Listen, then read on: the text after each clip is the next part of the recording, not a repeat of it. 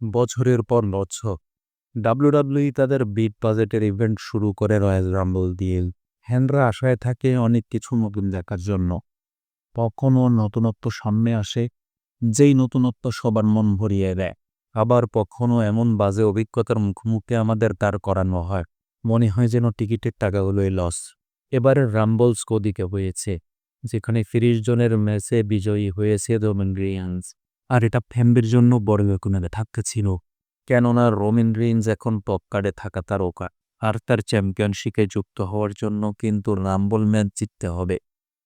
এটা কোনো বাধ্যবাধকতা নয়, বরং সে যে কোনো মুহূর্তে চ্যাম্পিয়নশিপের জন্য দাবি করতে পারে। এটা বর্তমানে বলা যায় তার অধিকার, মানে যেমনটা ব্রক লেসনার যে কোনো সময়ে সে দাবি করতে পারেন। এরকমই হলো এখন রোমান রেইন্স। তবে যাই হোক, রোমান রেইন্সকে রাম্বল জিতিয়েছে, এটা ফ্যানদের ভালো লাগেনি। সবারই প্রত্যাশা ছিল নতুন কাউকে যদি এখানে জেতানো যেত, তবে সেখানে আলাদা আকর্ষণ যুক্ত হতো, একই সঙ্গে নতুন কেউ হয়তো ভালোভাবে প্রভাব পেত। যাই হোক, রতে আগমন করেছিল রোমান রেইন্স, আর এরপর সেখানে আসে পাঙ্ক। তাদের মধ্যে যথেষ্ট কথার লড়াই হয়। এখন যেহেতু রোমান রেইন্স প্রোমোতে আগের মতো আর পিছিয়ে নেই, সেহেতু এই প্রোমোটা ভালো হয়েছে। এই প্রোমোতে রোমান স্পষ্ট ঘোষণা দিয়েছে সে পাঙ্ককে হারিয়ে রেসেলম্যানিয়াতে চ্যাম্পিয়ন হবে। আর হ্যাঁ, আলোচনা করব কেন এটা বাজে সিদ্ধান্ত হবে এ বিষয় নিয়ে। এটা বাজে সিদ্ধান্ত হওয়ার প্রথম কারণ হলো দুজনেই ফেস, এবং টপ কার্ডের ফেস।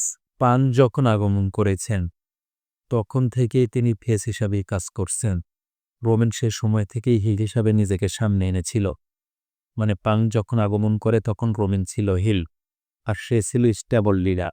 এই সময়ের মধ্যে রোমান রেইন্সের পক্ষে হয়ে পাঙ্ক লড়াই করেছে, আবার পাঙ্কের দলে হয়ে রোমান রেইন্সও লড়াই করেছে।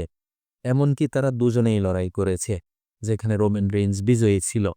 ফলাফলস্বরূপ খুব বেশি দিন হয়নি তাদের মধ্যে ম্যাচ দেখা। এরপর রোমান ফেস হিসাবে সামনে আসার প্রস্তুতি শুরু করে। ফলাফলস্বরূপ তার মধ্যে অনেক কিছুই পরিবর্তন করা হয়। একই সঙ্গে বর্তমান যে সময়, এখন রোমান রেইন্স কিন্তু পুরোটাই ফেস, মানে সে এখন আর হিল নেই। আর এদিকে সিএম পাঙ্ক, তিনি তো আসার পর থেকেই ফেস হিসাবে কাজ করছেন। এখন এখানে মূল যে সমস্যা, সেটা হলো দুজনেই টপ কার্ডে। ফলাফলস্বরূপ ফ্যানরা আসলে এখানে কাকে সাপোর্ট করবে, এটা বড় একটা বিষয় হয়ে দাঁড়াবে।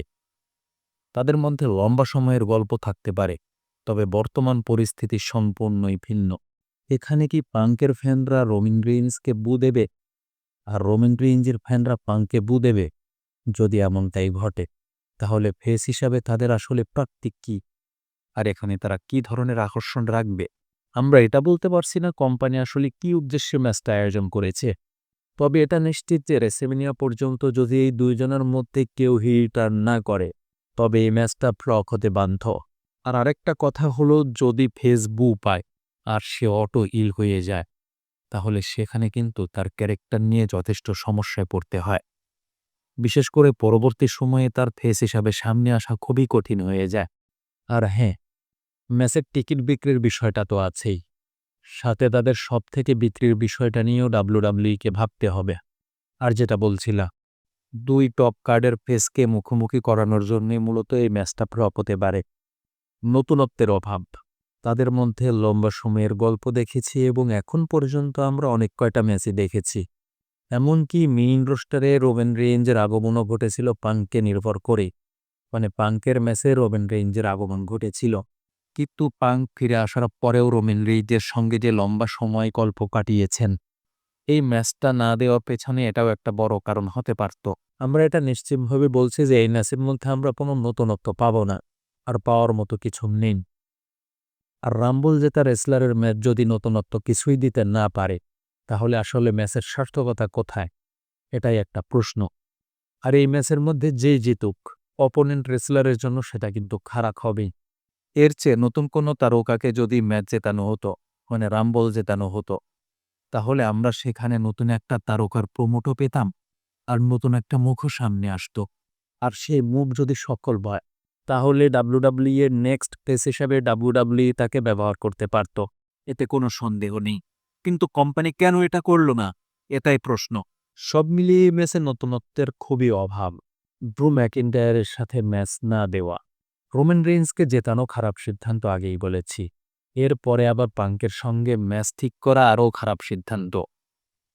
কিন্তু যদি ড্রু ম্যাকিন্টায়ারের সঙ্গে তার ম্যাচ ঠিক হতো, তবে কোম্পানি অনেকটাই সমালোচনা এড়িয়ে যেতে পারত।